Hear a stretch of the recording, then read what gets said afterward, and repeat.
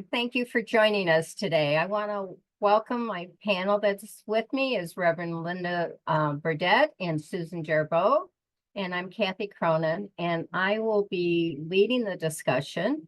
So before I do that, let's take a moment and go into prayer and get centered and focused to allow this time to be with Spirit. So whatever it takes for you to get the distractions of the world around you, just set those aside. And if it means closing your eyes for a little bit to turn within and anchoring your feet flat on the ground to know that Mother Earth supports you, and then just slow your breathing down, releasing any stress and any tension, any distractions that may be pulling you away from this time with Spirit.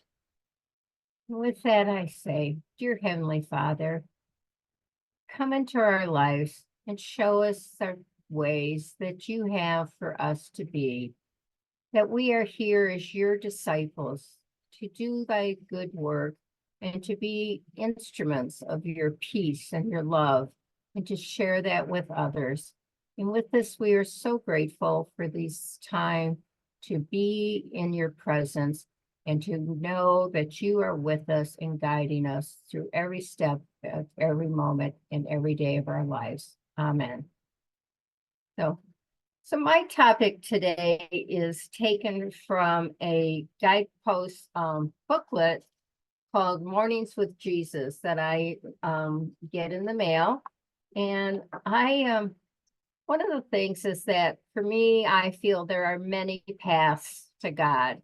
And I haven't been raised Catholic. I know the Catholic teachings and doctrines and, with unity and their principles and that, I thought I would bring something from a different point and look at this guidepost, which I looked up how this organization began. And it started in 1945 with Norman Vincent Peale, who wrote The Power of Positive Thinking,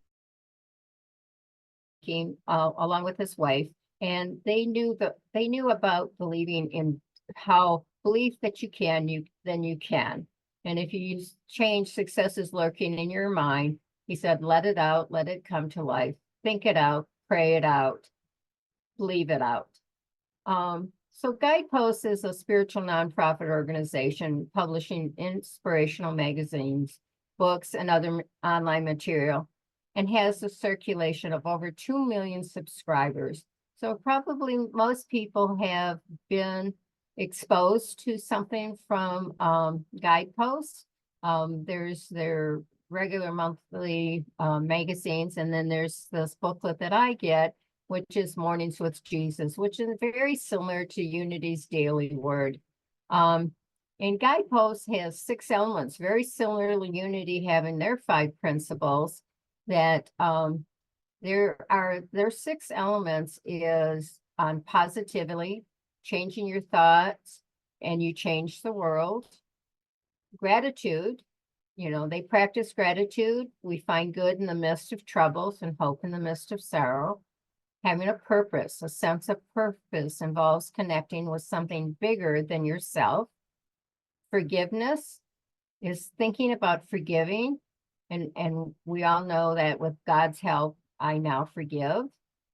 Values, first decide on your set of values. Next, dedicate yourself to living by them. And then their last principle is connection. Live with a heart full of love. Do everything you can to fill others with love, and just love God above all else. When we love others, we are connected to our families, to our communities, and to God. So with that, I wanted to share the reading in this booklet for Tuesday, September 10th. And I thought it was so appropriate, and so I titled this topic as Prepare a Table. And this is taken from Psalms chapter 23, verse 5. You prepare a table before me in the presence of my enemies. You anoint my head with oil, my cup overflows.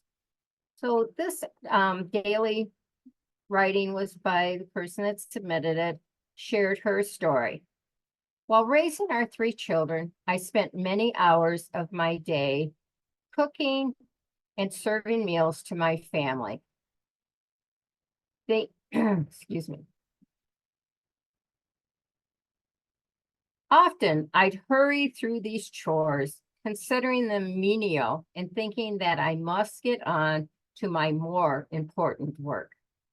One day I meditated on the Psalms verse 23, one of the most memorizing passages in the Bible. And I realized that preparing meals must be significant work since God, the King of the universe, lovingly does so for us in the Psalm. Jesus, too, prepared a meal for others, the Last Supper. After his resurrection, Jesus himself cooked breakfast over a campfire on the beach with a few of his disciples. And this was written in the book of John, chapter 21. Food and meals were often the way Jesus connected with others. He wasn't rushed or in a hurry. Meals with him were opportunities to build relationships. So we can demonstrate Jesus' love by serving meals to our families and friends. The warmth and acceptance others experience as they are seated around a dinner table can give them strength to face physical as well as emotional and mental enemies they encounter in life. It's a time to discuss and open about your loneliness and your fears and your anxieties. Through my caring hospitality, I can serve up a hearty helping of Spirit's presence in a very tangible and delicious way. And it was the reason I was drawn to this reading was recognizing the importance of the gathering, the breaking of bread, of being the connections that are made.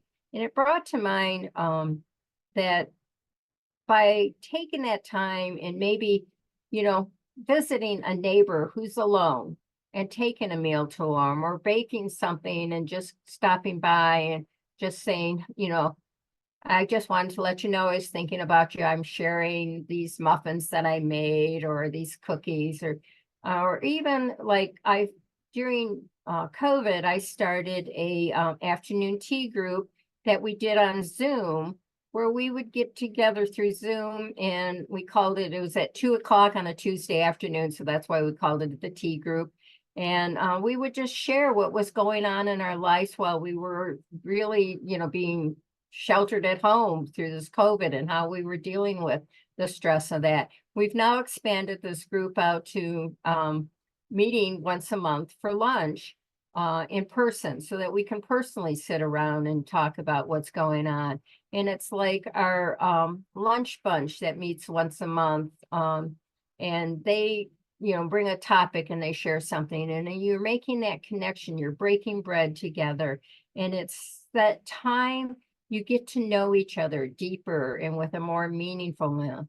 And it's like growing up in the Midwest, all conversations were held around the dinner table. I can remember sitting around the kitchen table till 2:00 in the morning, just chatting about things that are going on in our lives and about, just being there and solving all the world's problems and that over, a cup of coffee or whatever. And there's pastries, but there was always that time that it was centered around coming together, to be together, to share our thoughts. And somehow that when there's food involved, it's nourishing the body as we nourish our souls and our hearts and our minds, because we're lovingly spending this time.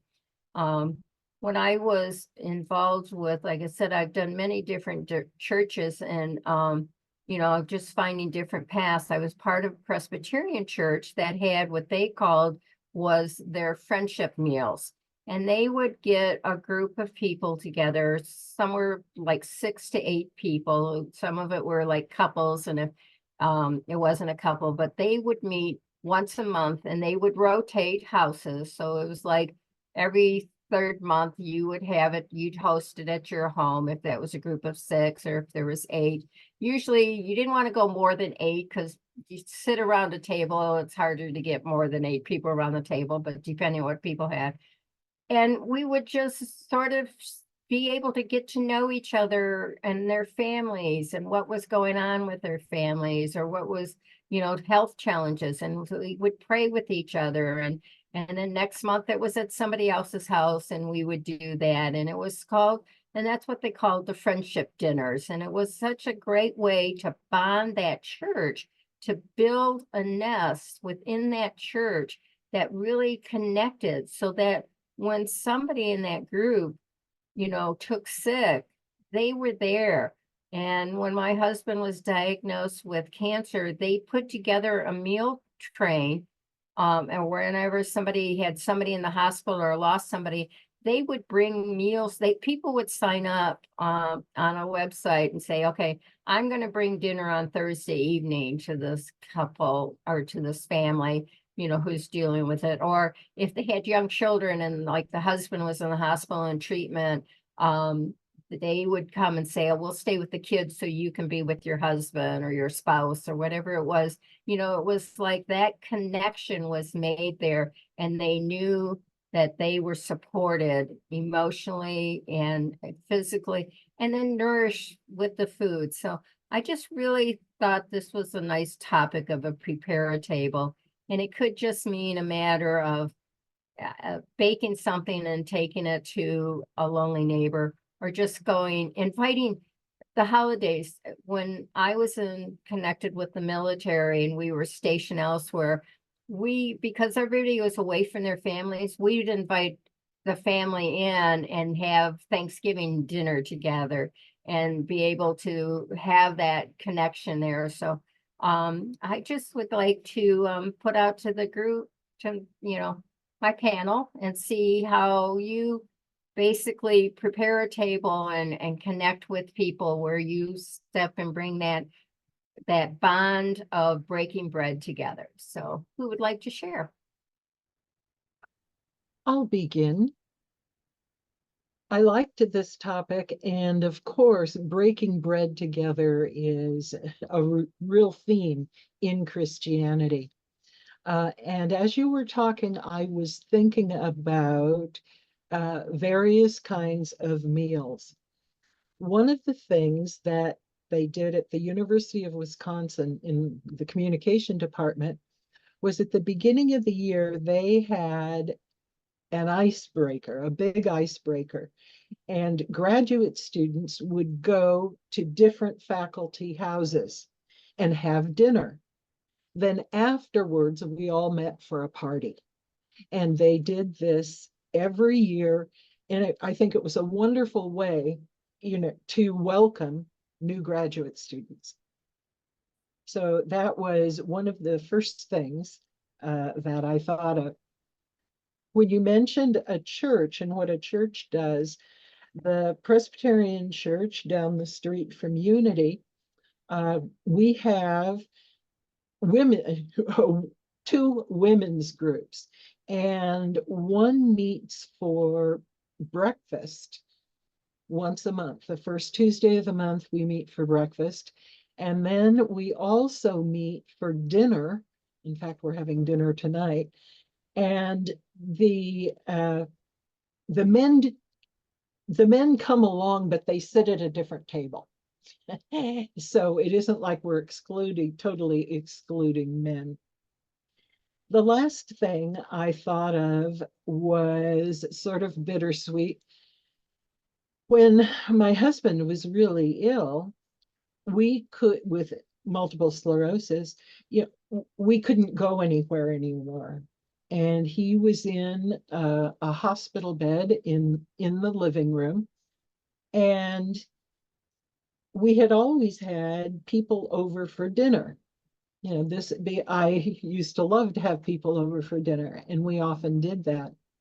But I realized that what I wanted to do now was have people over for Hal, because he didn't have a good way of seeing a lot of people except nurses and aides and attendants and people like that.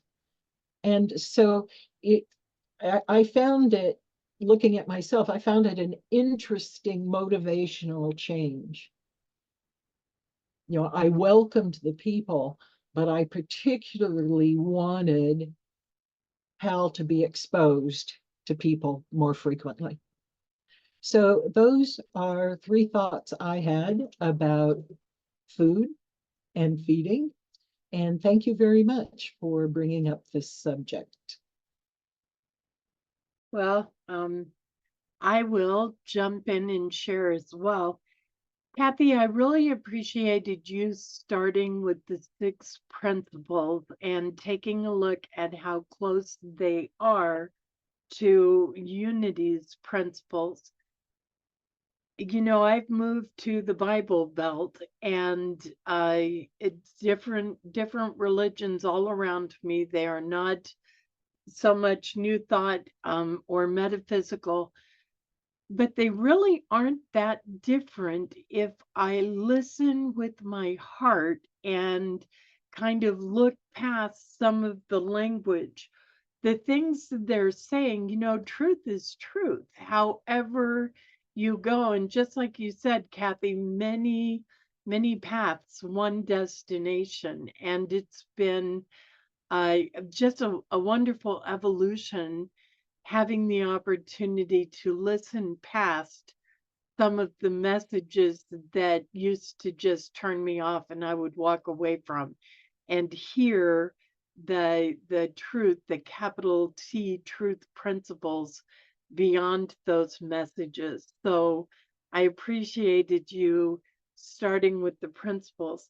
I also heard you say before you read that article that you would rush through getting chores done, getting housework done, getting the kitchen done. And boy, howdy, do I relate to that. I realized at some point a couple years back that, and it was through mindfulness training, that I was rarely in the moment. I was always rushing to whatever came next. I was going through this because I had to be there, and then I had to finish so that I could be over here, and then I had to do this and I had to do this, and my whole life was a to-do list. Get this done so I can get that done so I can get that done. And I wasn't present anywhere on that list. I was always on the next 3 or 4 articles on the line. When I stop and be present, and I'm doing a lot of gardening, I'm growing tomatoes, I'm growing peppers and strawberries and cucumbers, and being present in the moment and really being here, it doesn't take any longer. As a matter of fact, I think it saves me time because I don't make those mistakes I can make when I'm just hurrying through, checking the boxes, rushing off to do the next thing. When I'm really here, I can notice problems before they develop. Um, I can really feel good about who I am and what I'm doing in life. Now, life has slowed down some, and thankfully, it's really given me an opportunity to be present. I will also say that my daughter and her family have just moved to Crossville, so we're all living in Tennessee. And she told me last night, she said, Mom, you've got the biggest table. So you're doing family dinners once a week. Now I'll come over and cook and help you out, but we need to continue doing family dinners once a week. And what a joy that is. How wonderful that that was one of the very first things she said when she got here. Okay, we're back together. Let's start doing it. And I've started thinking about who we can include in our family dinners from the community, and host them here. So that's kind of how I'm preparing a table. Thank you for this topic. Well, thank you, Linda, Reverend Linda and Susan. Anybody got any more to add to it? I appreciate all the input and the thoughts and things like that. And I want to, before I close this, I want to take, this was one of the steps. For each day, they give you a faith step to do. And this was the task. And I'm sort of going to share this with the listeners and say, maybe we can talk about these things, but what are we doing to put it into action? What action steps are taken? And so the action step for this reading for about preparing the table was, think of a neighbor, a coworker, or a church acquaintance who is going through a tough time. Encourage them and spread the warmth of love by taking them a meal or inviting them to your house for some home cooking. Maybe even if it's a matter of just let's meet at Starbucks for a cup of coffee and just be able to listen, to spend that time and listen. That may be all it is. So the thing is that what is the action step you're willing to take to be able to spread that spiritual love and life and light? And it's basically letting your light shine. How can you do that? I love, Susan, how you shared that when your husband was pretty much confined to home, that was like inviting, people to come over for meals because it gave him a chance to have connections instead of feeling isolated. And there are so many seniors or those who are sort of confined to their home that they can't get out and about, that maybe just having someone come by and share some cookies with them and just do some visitation time is just a wonderful thing.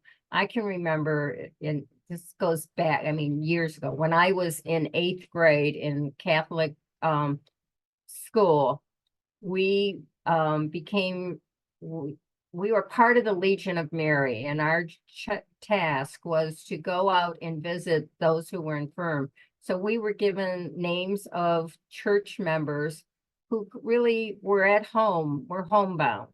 And we would schedule with them to come and visit. And we would bring, a tray of cookies or some baked goods and just spend a little time. And we figure we're 8th graders. So we're like early teens, just young ladies, but we were the Legion of Mary, and we were coming out and doing these works of mercy and visiting. So just sort of say, maybe you can say, I love, Linda, how your daughter immediately said once a week we're doing a family meal. Maybe it is that once a week, or even, a couple times a month, if it's weekly is too busy in your schedule, that you will focus on somebody that might need that uplifting spirit and share that loving time together. So with that, I'm going to, extend our appreciation for you joining us and being a part of this group. I know your lives are busy, and to take the time to watch this video. We look forward to any of your feedbacks or comments. If you liked it, please give us a thumbs up, and please, give us your input. We love to hear from the people that are watching. If you haven't already subscribed, become a subscriber, and you will get the notification when we do post.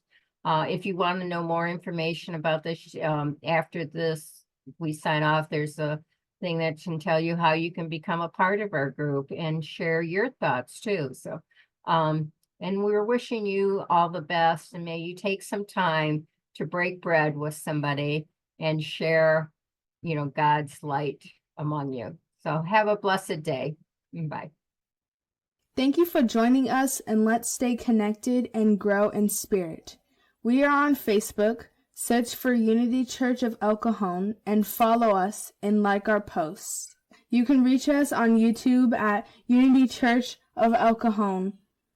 Please subscribe to our channel, watch our videos, and leave comments which can help us improve.